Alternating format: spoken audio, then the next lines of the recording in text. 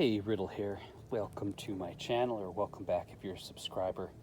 I really appreciate you taking the time to subscribe. I always appreciate a nice thumbs up when I take the effort and do a decent video also.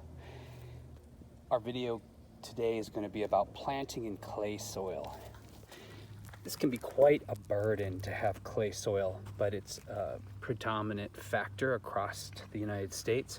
And here where we live, it's not normal, but our property is on an unusual heavy clay deposit. So when you have clay soil, you have two options. You can do a raised bed, or if you're going to plant in the ground, so you have to plant trees or bushes, you look at your clay hole, your clay soil as a pot, a literal flower pot. And there's things to take into consideration when it pertains to how much precipitation you get. And this is one thing that people don't think about. Now this clay, this hole that I'm digging right now is down from our septic tank. So this area of our garden, or this area of our yard, tends to always stay really moist, which can be a good thing and a bad thing. When you're digging a hole in clay, you may have to take into consideration that when you get heavy rains, it may hold the water and thus could give too much moisture to whatever you're planting in the hole and drown your bush or tree or tomato plant. So one way around this is, as I mentioned before, treating it once you dig your hole like you would a pot. So number one, you want to make your hole large enough for whatever you're planting. Because the size of a plant, it depends on how large of a space it has to grow. So in general, they say 3 times the root mass of whatever you're planting. Now I've dug out approximately 20-gallon space, and I'm going to put a tomato plant in the ground.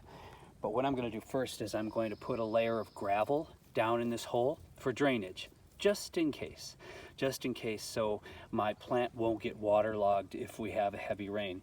Then I'm simply going to treat this clay hole like a pot, and I'm going to fill it with good composted soil and plant my tomato plant directly into the hole.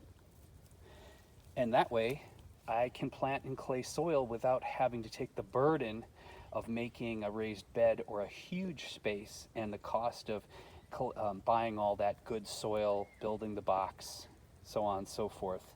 But as you see, I've done this many times.